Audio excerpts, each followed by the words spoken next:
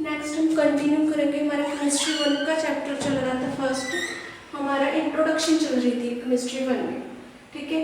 हम उसे कंटिन्यू करेंगे। आज नेक्स्ट टॉपिक है जो हमारा, वो है मोनोग्राफ। हमने लास्ट टॉपिक में कंटेनर्स के बारे में स्टडी किया था। आज हम करेंगे स्टार्ट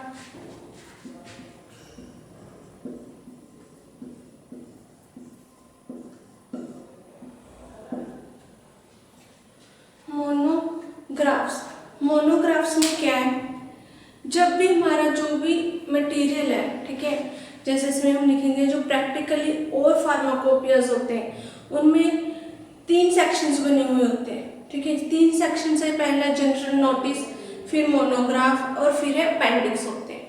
अब जो भी हमारे फार्माकोपियर्स में 3 सेक्शंस है, पहला जनरल नोटिस,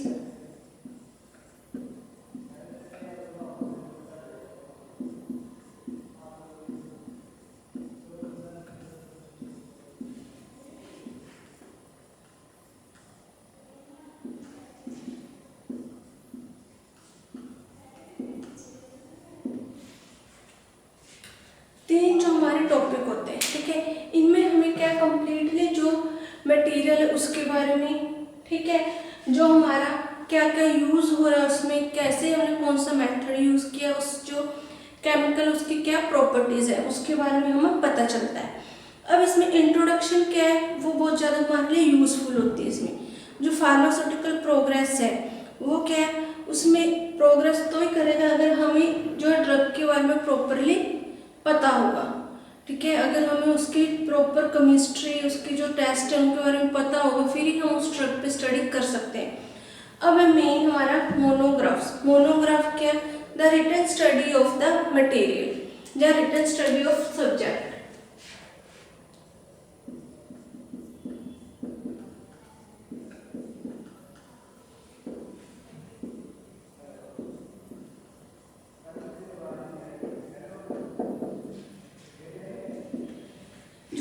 स्टडी है किसी भी सब्जेक्ट की, ठीक है, उसको हम बोलते हैं मोनोग्राफ। जैसे एग्जांपल है ये बुक है हमारी, ठीक है, इसमें जो भी स्टडी दे रखी है वो एज इट इज हमारे लिए क्या है, मोनोग्राफ। किसी भी आर्टिकल्स, किसी भी चीज की जो रिटन स्टडी होगी, ठीक है, उसको हम बोलते हैं मोनोग्राफ। अब जो मोनोग्राफ्स हैं उसमें क्या है, मेडिकल जो सब्सटेंसेस है उसे यूज किया गया है कि for care and prevention of disease. जो मेडिकल जो है मेडिसिन है, मेडिकल सब्सटेंसेस,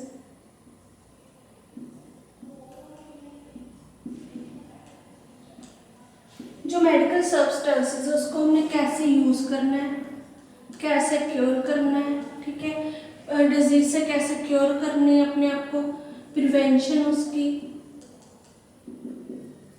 ये सारा कुछ हमें मोनोग्राफ में दिया गया है कि जो भी हमारे मेडिकल्स हैं, जो मेडिकल सब्सटेंसेस है उसको हमने अपनी डिजीज में कैसे यूज करना है, उससे कैसे क्योर करना है और प्रिवेंट कैसे करना है हमें।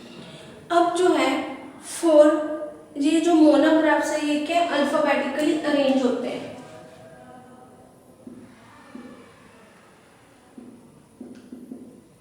अल्फाबेटिकली जो अरेंज्ड होते हैं, जैसे ए से लेके एम तक, फिर एन से लेके जेड तक, इसलिए अल्फाबेटिकली ये अरेंज होते हैं।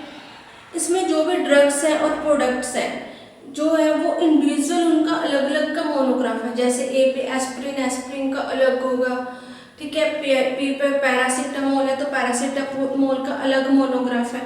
जितने भी ड्रग्स हैं उनका अलग अलग अपना अपना मोनोग्राफ है, उनके अलग अलग अपनी स्टडी है, रिटन स्टडी।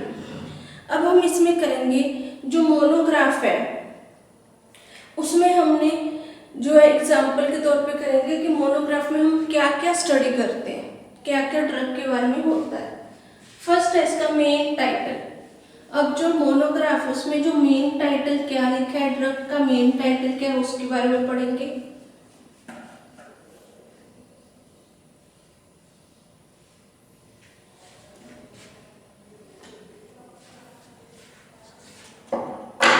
जैसे मेन फर्स्ट पॉइंट है मेन टाइटल।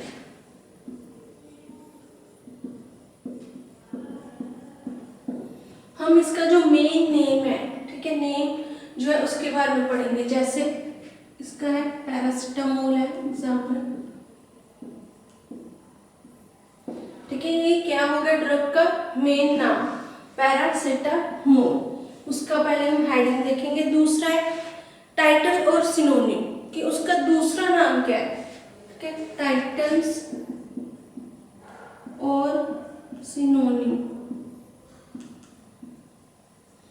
कि इसका दूसरा जो नेम है वो क्या है। अगर इसे एसिटिक एसिड हो गया या फिर पैरासिटामोल का जो अदर नेम है वो हम लिखेंगे, ठीक है। जैसे कोई भी हम एग्जांपल ले लें, ठीक है, किसी भी चीज का कोई अदर नेम होगा उसको हम लिखते हैं उसका सिनोनिम, ठीक है। जैसे एग्जांपल है हमारी बोरिक एसिड है, ठीक है। अगर जो बोरिक एसिड है उसका जो अदर नेम क्या है,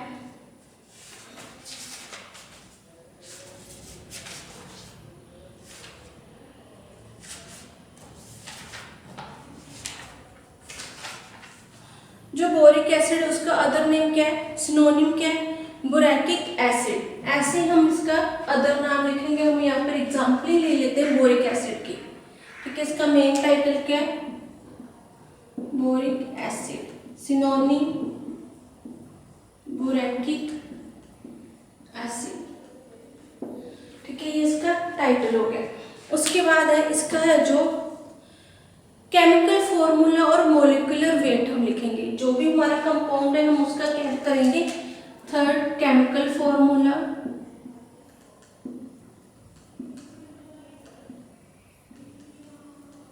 और मोलिकुलर वेट।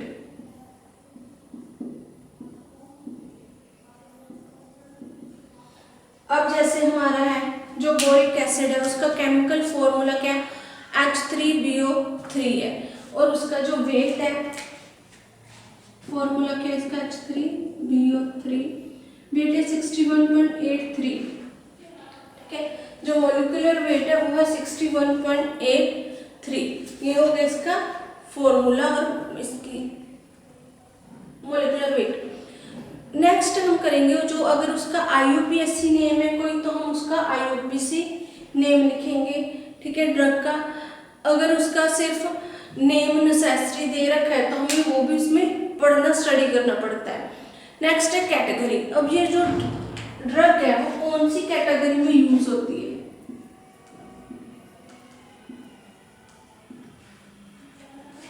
जो ड्रग है कैटेगरी में हम क्या लिखते हैं, कैटेगरी हमें इंडिकेट करते हैं कि हम जो बोरिक एसिड है उसे किस चीज पर यूज करते हैं, किस मेडिसिन के तौर पे यूज करेंगे, कौन सी डिजीज के लिए हम उसे यूज करेंगे, ठीक है। उसका मेन क्या, उसका फार्माकोलॉजिकल एक्शन क्या है, ठीक है। अपनी बॉडी पर जाकर लिविंग नॉन लिविंग जो टिश्यूज है उन पर उसका इफेक्ट क्या पड़ता है, फार्माकोलॉजिकल इफेक्ट, ठीक है। जैसे एंटीबैक्टीरियल, एंटी मलेरियल हो गया। अब जो बोरिक एसिड है वो क्या है, डस्टिंग पाउडर भी हम लोग यूज करते हैं, उसको हम लोग यूज करते हैं लोकल एंटी इन्फेक्टिव, और हम उसको हम लोकल एंटीसेप्टिक जो है क्रीम्स उसके लिए भी यूज करते हैं, जो बैक्टीरियल इन्फेक्शन है उसको किल करने के लिए। और हम इसको और किस में, माउथ वॉशेज में यूज होता है, आई वॉशेज में, ठीक है, आई लोशंस में इसका जो बोरिक एसिड का यूज होता है।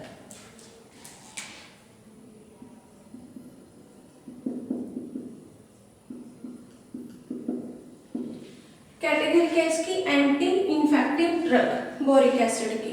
अब इसके बाद है डोज कि हमें उस मेडिसिन की कितनी डोज हम लोग यूज करेंगे, ठीक है। Doses mention in the IP, हमारे जो आईपी है इंडियन फार्माकोपिया उसमें हर एक ड्रग की जो मोनोग्राफ हम स्टडी करते हैं उसकी डोज वहाँ पर मेंशन होती है कि हमें कितनी डोज हमें लेनी है।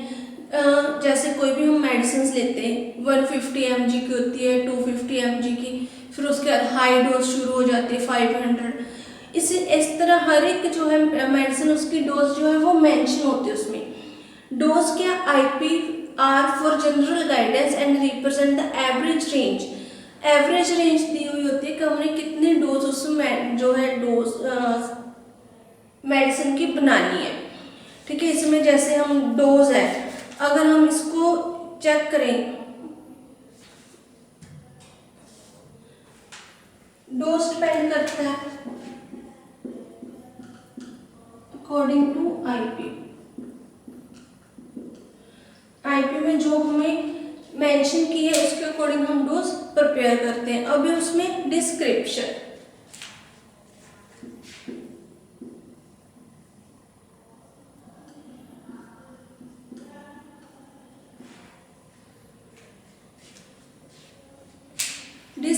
डिस्क्रिप्शन में क्या है, हम लोग उसकी फिजिकल केमिकल प्रॉपर्टीज के बारे में, ठीक है, उसमें जो कौन सी फॉर्म है उसके बारे में स्टडी करते हैं। डिस्क्रिप्शन जो हमें बाहर का उसका पता है।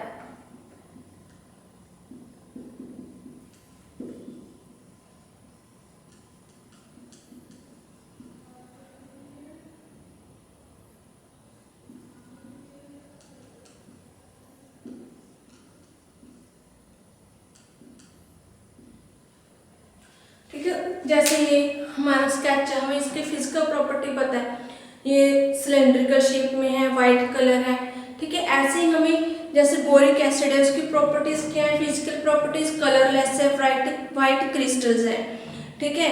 इसका जो स्वीटिश टेस्ट होता है या फिर बिटर टेस्ट भी हो सकता है।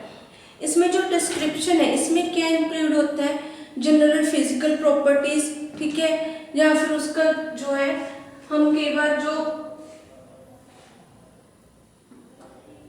इसमें सिर्फ जनरल फिजिकल प्रॉपर्टीज ही होंगे। फिजिकल प्रॉपर्टीज में उसकी स्टेट, टेस्ट, ऑर्डर, शेप, ठीक है, और उसका कलर कैसा है वो हम इसमें स्टडी करेंगे डिस्क्रिप्शन में। नेक्स्ट है हमारा सॉल्युबिलिटी।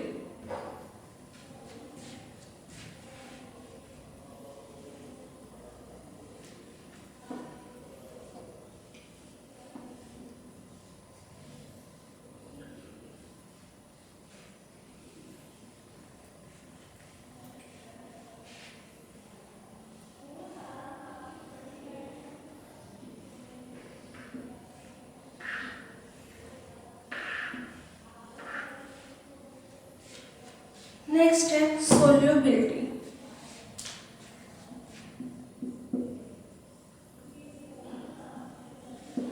अब जो सोल्यूबिलिटी है उसमें हम क्या देखते हैं आईपी के अकॉर्डिंग कि जो सोल्यूबिलिटी है वो 15 से लेकर 30 डिग्री के जो भी हमारा मेंशन किया हुआ है सेल्सियस, उसमें कितनी सोल्यूबिलिटीज होती हैं। जो सोल्यूबिलिटी है वो अलग अलग फेस होते हैं उसके।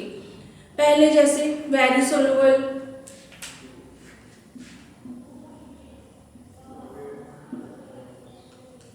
फ्रीली सोल्यूबल, फिर सोल्यूबल, फिर slightly soluble, Sprüngli, slightly,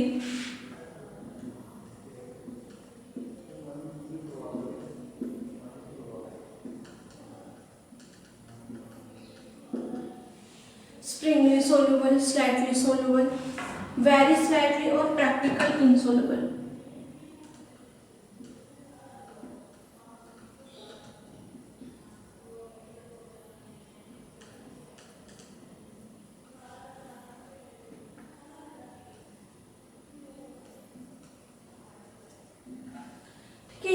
phase है। अब हमें क्या दे रखा है कि वॉल्यूम है जो सॉल्वेंट का, उसने हमने देखना है कि जो सोल्यूट है उसका कितने पार्ट तक वो डिसॉल्व हो रहा है, ठीक है। Volume of solvent for dissolving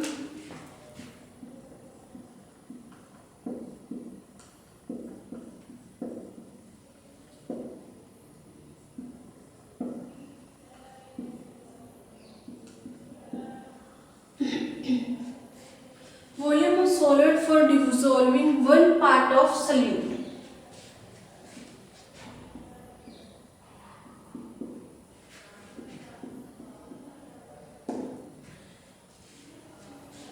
जो वेरी सोल्यूबल है वो लेस देन 1 पार्ट, वो मोस्टली सारा जो है वो सोल्यूबल हो जाता है, ठीक है। जो फ्रीली सोल्यूबल उसमें है 1 से लेके 10 पार्ट तक, वेरी सोल्यूबल में लेस देन 1 पार्ट,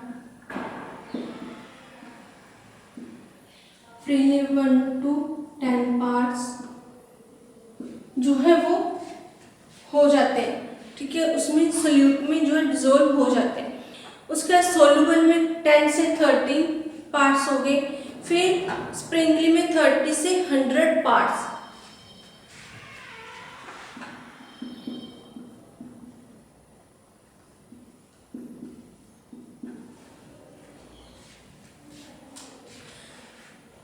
बाद है जो स्लाइटली सोल्यूबल 100 से लेके 1000 पार्ट तक हो गए।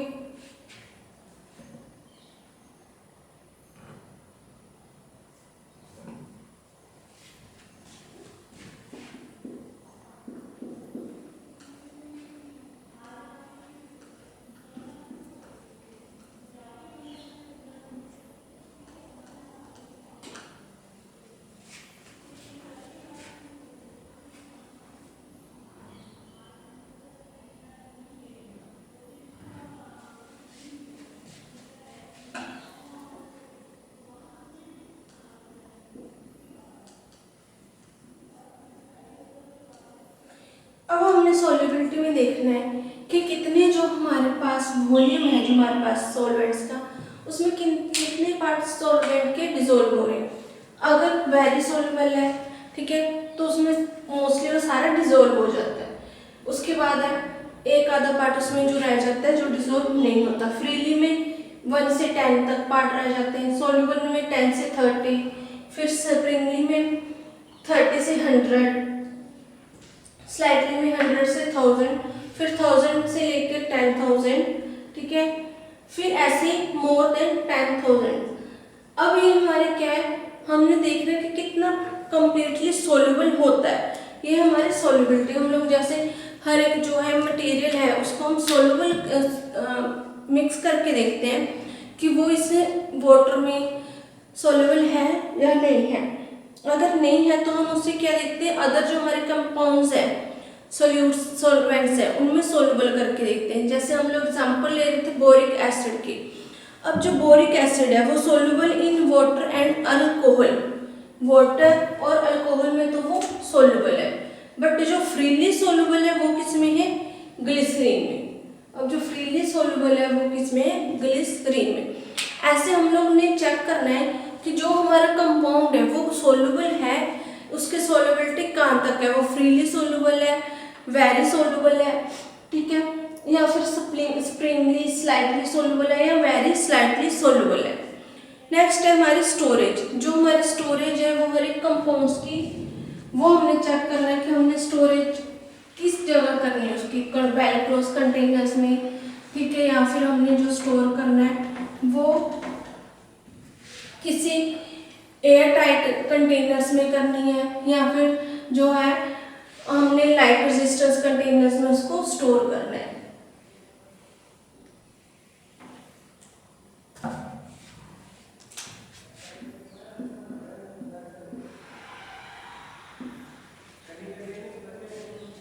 जो स्टोरेज है वो है हमारा कि हमने जो स्टोरेज है आईपी के अकॉर्डिंग कोल्ड और कूल, ठीक है, आईपी के अकॉर्डिंग जो हमारी स्टोरेज दे रखी है एक तो है कोल्ड, कोल्ड में क्या है, एक है कूल, फिर रूम टेम्परेचर, ठीक है। कोल्ड में क्या होता है हमारा कि टेम्परेचर जहाँ पर 8 डिग्री से ज़्यादा नहीं हो, ठीक है, 2 से लेकर 8 डिग्री सेल्सियस तक यहाँ पर टेम्परेचर होता है, उसमें हम लोग स्टोर करते हैं मेडिसिन को। जैसे इसमें एग्जाम्पल है हमारा कोल्ड में हम लोग पोलियो की वैक्सीन जो है स्टोर करते हैं, ठीक है। कूल में आ गया हमारा अगर टेम्परेचर 8 डिग्री से 25 डिग्री तक है,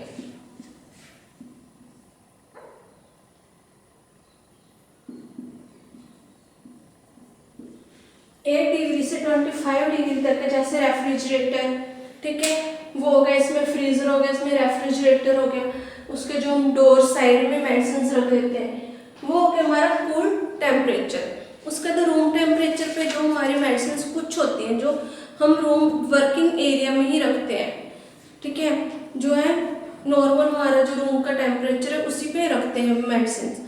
वार्म वाली जो कंडीशंस है,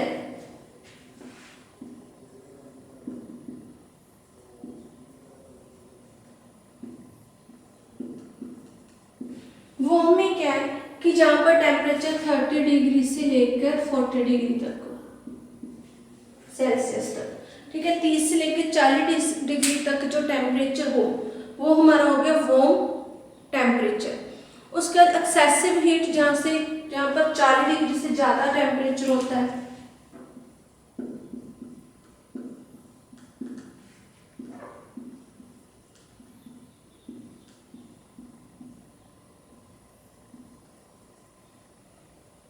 40 डिग्री से ज़्यादा टेम्परेचर हो वो है एक्सेसिव हीट। नेक्स्ट है प्रोटेक्शन फ्रॉम फ्रीजिंग।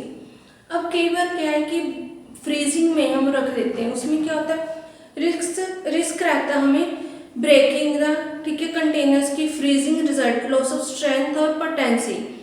उससे क्या होता है जो कंटेनर्स हैं वो कई बार खुलते नहीं है, फ्रीजिंग में जम जाते हैं, उससे जो मेडिसिन खराब होने के चांसेस रहते हैं, ठीक है। या फिर हमारा जो है जो उसकी स्ट्रेंथ कम हो जाती है, आर्टिकल्स खुलते नहीं है, लेबल है जो कंटेनर का वो प्रॉपर्ली खराब हो जाता है। इसलिए हम इंस्ट्रक्शंस देते हैं कि उसे जो फ्रीजिंग में आप मेडिसिन रखो उसे प्रोटेक्ट करके रखो, ठीक है। उसका storage under non specific conditions. अब स्टोरेज नॉन स्पेसिफिक कंडीशंस कौन से आ गई, जैसे where no specific directions are indicated in the individual monograph, it is to be understood that the storage condition include protection from storage under non specific condition। उसमें हमें अगर किसी level पे कोई स्टोरेज नहीं लिखी तो उससे हमें ये इंडिकेट होना चाहिए कि जो हमारा मेडिसिन है उसको हमने प्रोटेक्ट किससे करना है, हर एक मेडिसिन को मॉइस्चर से, फ्रीजिंग से और एक्सेसिव हीट से उनको हमने प्रोटेक्ट करना है। हर एक मेडिसिन है जो हम लेते हैं उस पर हमारा लेबल लगा हुआ होता है, उस लेबल में हमें स्पेसिफिक स्टोरेज उसकी दी हुई होती है, हमें लाइट रेजिस्टेंस कंटेनर्स में करना है या वेल क्लोज कंटेनर्स में स्टोर करना है, कूल टेम्परेचर पे रखना है या रूम टेम्परेचर पे, किस टेम्परेचर पे रखना है, और हमने लाइट से प्रोटेक्ट करना है या फिर नहीं। ये हमारे उसमें कंटेनर्स में लेवल पे स्टोरेज लिखी हुई होती है। इसलिए जब भी हम मेडिसिन लेते हैं उसमें क्या होता है स्टोरेज को चेक करते हैं ताकि हमारी जो मेडिसिन है हम उसको अकॉर्डिंग से स्टोर कर सके और वो ज़्यादा टाइम तक अपना इफेक्ट शो कर सके और खराब ना हो।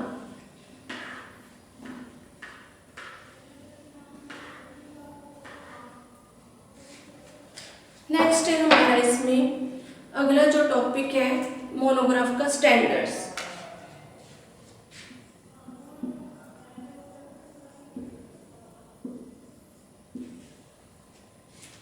अब जो स्टैंडर्ड्स है इसमें क्या है, हम लोग चेक करते हैं प्योरिटी, ठीक है, ड्रग की। Standards for purity and strength in the monograph. हम इसमें प्योरिटी और स्ट्रेंथ को चेक करते हैं ड्रग की कि उसमें कितनी वो प्योर ड्रग अवेलेबल है, ठीक है, कितनी हमारी जो प्योर ड्रग है वो वहाँ पर अवेलेबल है, ऑफिशियल सब्सटेंसेस कितने हैं इसमें।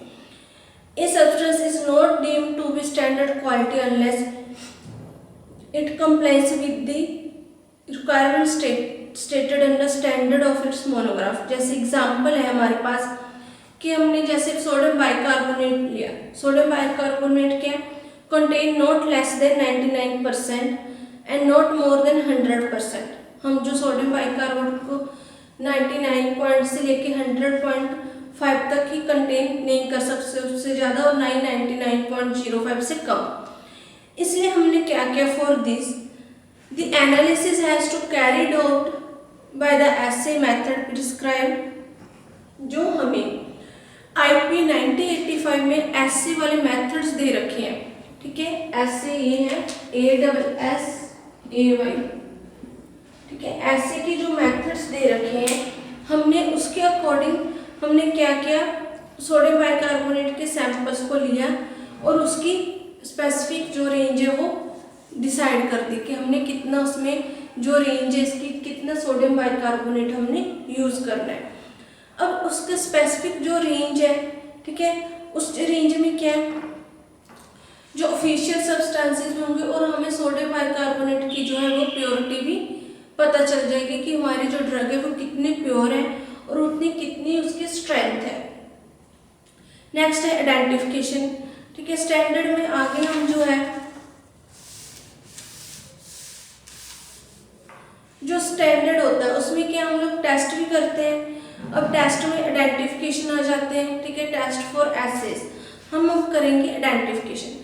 अब आइडेंटिफिकेशन में क्या हमें स्पेसिफिक और नॉन स्पेसिफिक टाइप के टेस्ट करने होते हैं जिससे हमें पता चल जाता है कि ये कौन सा प्रोडक्ट हमें दिया है। इसमें कौन सा प्रोडक्ट, जैसे ग्लूकोज है, हम लोग ग्लूकोज के लिए टेस्टिंग करेंगे। फिर जो अगर वो सभी टेस्ट में प्रेजेंट होगा तो हमें पता चलेगा कि ये वाला जो कंपाउंड है हमें दिया है वो क्या हमारा ग्लूकोज है। ऐसे जैसे कार्बोहाइड्रेट की प्रेजेंस के लिए हम लोग मोलिस टेस्ट, बेनेडिक्ट टेस्ट, ठीक है, बारफर टेस्ट करते हैं उसकी प्रेजेंस देखने के लिए। ऐसे आइडेंटिफिकेशन टेस्ट होते हैं हर एक कंपाउंड के जो हम करते हैं ताकि उससे हमें पता चल सके। टेस्ट ऑफ प्योरिटी, अब टेस्ट ऑफ प्योरिटी करने के लिए हम लोग उसका सब्सटेंस का मेल्टिंग पॉइंट, बॉइलिंग पॉइंट निकालते हैं, ठीक है, उसका वेट देखते हैं टेस्ट ऑफ प्योरिटी में।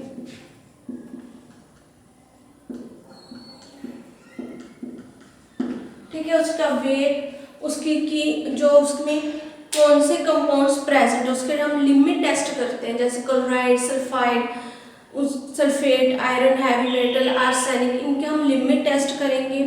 लिमिट टेस्ट करने के बाद हम इसका पीएच का सोल्यूशन चेक करेंगे, पीएच कितनी है और उसमें कौन कौन से कंपाउंड्स प्रेजेंट है उसके बारे में हमें पता चलेगा। नेक्स्ट है मेथड ऑफ एसे।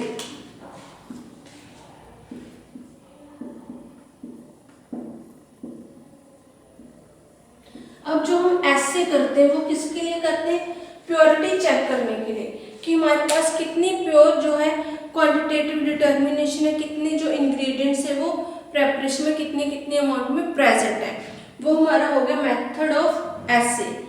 उसमें बाद है अपेंडिक्स। अपेंडिक्स में हमें जो पहले भी जैसे मैंने बताया था कि अदर प्रोसेस होती है, जैसे मोनोग्राफ के में इंडेक्स हो गए, स्पेसिफिसिटी दी हुई होती है, ब्लड के सैंपल्स के बारे में बताया है, ठीक है, हर्बल ड्रग्स के बारे में बताया होता है अपेंडिक्स में।